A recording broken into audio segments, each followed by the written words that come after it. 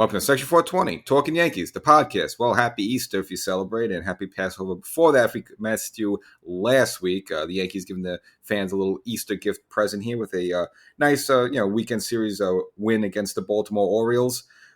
Capped it off for today's 5-3 victory. So kind of get into it. Before we do, make sure you subscribe to this podcast. Get these little wrap-ups after each and every little series. Kind of get you caught up with the team, little news, notes, injuries, all that's great stuff in case you been checked out for a couple of days or whatever the situation is. So the Yankees, coming in here at 4-2, kind of taking 2 out of 3, both against the Giants and Phillies at home. Now finally hit the road in Baltimore. Now a little business news before we get into the series there. Josh Donaldson, kind of forgot to mention last episode, did leave the third Philly game a little early on with a hamstring issue. Well, it turns out he's going to go in the IL a little bit with the hamstring there. So maybe some Yankee fans like that, but nevertheless, the Yankees going to be a little shorthanded. Going into the series there, and the series itself was delayed. It was supposed to start Thursday. It was supposed to be Baltimore's home opener. But Mother Nature came around kind of with the East Coast, blanket some rain around, so they actually pushed things back. So it was pushed back till Friday. Again, they were kind of doing similar to what the Yankees did. Their home opening weekend against the Giants, kind of have the Thursday game be off Friday, and then have a Saturday night game, which they seemingly tend to do a lot in Baltimore. I guess maybe to try to get the maximum amount of eyes and fans and stands and all that, knowing not only their own fans going to be there, but of course Yankee fans as well, and just try to fill as many seats as possible, which I guess they do better at night. So there was a Saturday night game, then finally ending it with a Sunday typical 1:00 matinee game. So going into the game there, it was going to be an important start. Maybe for Clark Schmidt. Again, wasn't impressive. His first start of the year, again, had a pretty good spring, and you kind of figure out he was going to kind of be the fifth guy, at least definitely going to be in there until Rendon and Nestor is going to be out for a while. Rendon and Severino going to be out for a while. But again, he looked he was decent his first couple innings against the Giants, but it kind of faltered apart here. And unfortunately, this game wasn't much better.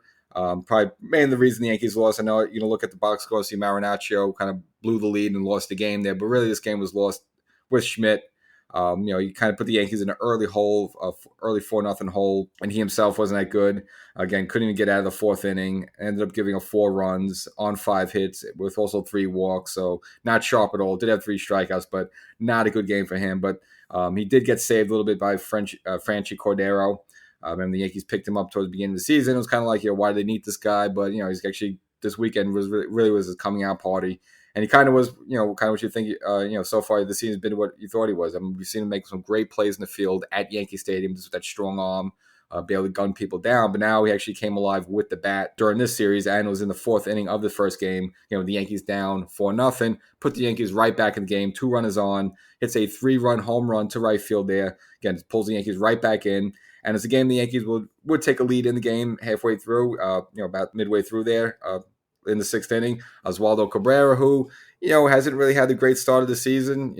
He had an excellent spring training, and it was kind of him and Jason Dominguez and Volpe were kind of getting all the hype, and kind of once the season start there, Oswaldo Cabrera, not really off to the greatest of start, even though a lot of the fire and ire has been thrown on Aaron Hicks there. But this was definitely Cabrera's, best moment so far this season, this early part of the season, with a 2-run double, swing the score from a 4-3 Yankee deficit to a 5-4 Yankee lead. But as I mentioned, Marinaccio would blow it, and then Jimmy Cordero would allow another Oriole to score on a wild pitch. So then the Yankees fell behind at that point, 7-5. But it was the frustrating part of the game was in the 8th and 9th inning. So in the 8th inning, Cabrera, again earlier, who had the big two-run double, would swipe third base there, so he would put himself in scoring position with Isaiah kind of Falefa up, who at that point was 0 for 12 for the season, yet to get a hit in a big spot there where, the Yankees had pulled it in within 6-7. And if IKF could have just,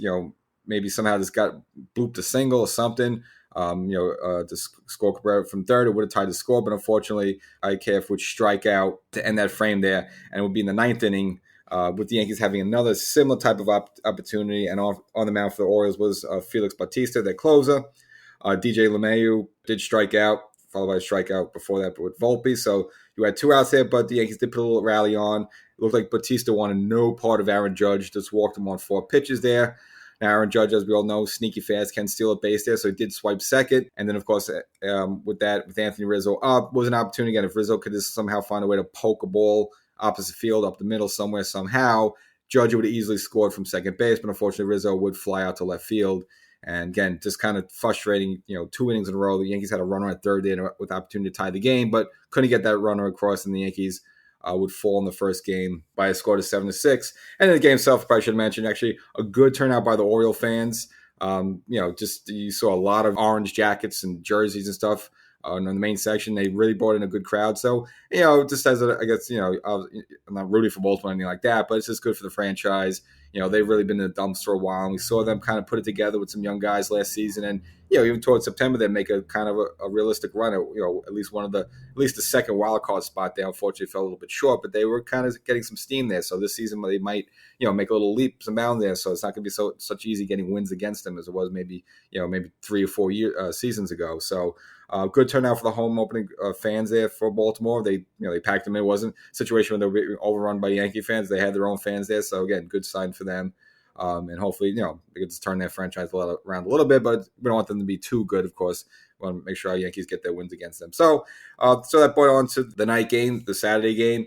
And the Yankees had a little bad news with this as well. In addition to Donaldson being on the IL, he was joined by a couple more. So Jonathan Loaizaga, he needed to be placed on the 15-day IL with some arm issues. And then Tommy Kahnle, they upgraded him to the 60-day IL. Again, he's been dealing with that bicep tendonitis, and it just seemed like a situation, maybe we don't just see him this season. I mean, this is the injury he had when he was with the Yankees back in 2018.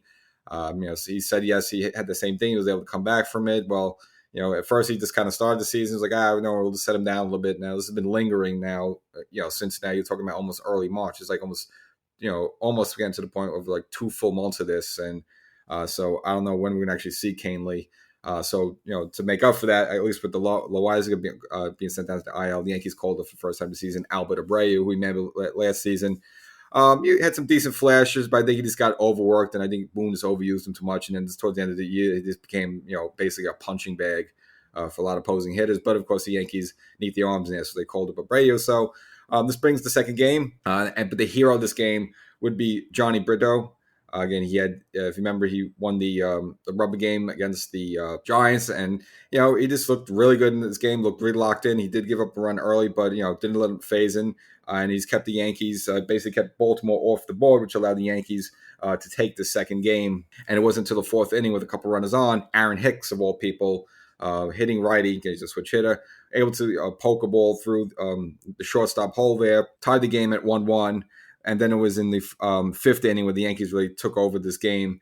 Anthony Volpe, who is funny, after the first game, he started hurting some little smatters, like, you know what? Because he wasn't hitting that well. I mean, he was hitting like under 200. And they're like, you know what? Maybe we jumped the gun on him. Maybe he was a little too early here. Maybe he can't handle this. He had a decent, opening day weekend against the Giants. I mean, not offensively, but at least, got his first career hit, and just at least, in the field seemed competent and just kind of had that energy and had the buzz from the crowd. But since then, really not been a great, for Volpe, since then. And then again, you heard some smatterings that, hey, maybe this is a little too much for him. So it was good to see him in this game in the fifth, get a triple. And it was a triple to right field. And probably if it was at Yankee Stadium, it probably would have been a home run. But, again, not every ballpark can have the right field, stands of Yankee Stadium where it's a little shorter in there. So hit off the wall, ended up being a triple for Volpe. Now, DJ would later knock him in, giving that point the Yankees a 2-1 lead. And then with DJ, eventually make his way to third base, and then Judge will get him in on a sac fly. So at that point, put the Yankees up 3-1. And then just a little after that, it was Giancarlo Stanton with one of his signature laser-type home runs to left center field there. Kind of just went right over the wall, but it's that typical golf swing with him where, even if there was no wall of stands, it felt like it probably kept going another 100 feet there, just the way he smokes that ball. So he's really locked in. So that was his third home run of the season. Put the Yankees up at that point, 4-1. But really the story was Johnny Brito, just being, calm, cool, collective, going 5 innings, just giving that one run early on, 2 strikeouts, 2 walks. And there's something about him. He just looks, I don't know. I'm not gonna do a comparison to El Duque, but if you remember when El Duque first came out in '98, that was the situation where Cone's, I think, mother's aunt, whatever, dog, little chihuahua, bit his finger, so he had to miss a start, and El Duque just came in there. Also, we knew El Duque was going to come up at some point. He was kind of the big off-season story, the Cuban import. But as El Duque, if you remember that first game, he just looked like he belonged. He was just throwing strikes, didn't look nervous at all, and just totally in control. And you get that same sense, from John when you see Johnny Brito. So I don't know. Maybe it's up to you to say. We'll see, because he just looks so locked in. Like, 2 starts right now. Again, not against the greatest offenses in the world there, but he just looks like really totally in control right now. Definitely pitching much better than Clark Schmidt. So maybe maybe they make a move and bounce Clark Schmidt and throw Clark Schmidt back to the bullpen long relief. Because if you look at Brito and Clark Schmidt, it's like night and day right now. Just the two of them, the way they look. Just the 2 starts from each of them. So. That was that. So Yankees get the win there against Cole Irvin. Another important part of this game was also Michael King bouncing back. He's kind of been up and down a little bit in the season, but this was a good bounce back game for him. And this is kind of the way you're going to see the typical Yankee bullpen. You got 2 innings from King, 2 innings, no earned runs with 3 strikeouts. That's the King we remember last season, going multiple innings. Of course, then you got a nice clean inning from Peralta. And then finally Holmes finishes it off for his second save of the season. And again, when this Yankee team is going well, that's probably what you're going to see more times than not. Some combination of King, Peralta, Holmes. Now maybe later on, when Loaiza comes back, you may get a little King, Peralta, Loaiza, Holmes. But more for now, you're going to get, King is going to be your kind of multi-inning guy. Peralta, you're going to be go against probably the tough left-handers in the lineup, and then Holmes finishes it off. And if the Yankees kind of keep that flow going with those 3 guys, that's, the Yankees are going to be in a good place for that. So at that point, the Yankees tied up this series 1-1. This will bring them to the afternoon rubber game with Nestor Cortez on the mound against Tyler Wells. And the Yankees got to Wells right away in the first inning. RBI single by Giancarlo Stanton put the Yankees up 1-0. And then Judge in the third, where they hit his first of 2 home runs in this game. First one, a big shot to dead center field, his third of the season. And then in the 5th inning, with the Yankees already up 2-0 with Trevino on, Franchy Cordero, we mentioned, kind of had his little offensive breaking out party this weekend. Hit the 3-run home run on the Friday game. Well, this game hits a 2-run home run to right field, puts the Yankees up at the point 4-0. And this is the Orioles that actually released Cordero. Again, he was in the Orioles spring training camp this season. They let him go, and then the Yankees swooped up right away. So it's just funny to show that Cordero against his former team, you would say, with 2 home runs and a total of 5 RBIs in these weekend series. So maybe they're regretting a little bit letting him go like that. But nevertheless, put the Yankees up 4-0. Now Anthony Santander would touch Nestor up for a 2-run double of his own. But then Judge, I mentioned, hit 2 home runs this game, would hit that second home run in the 8th inning, put the Yankees up at that point 5-2.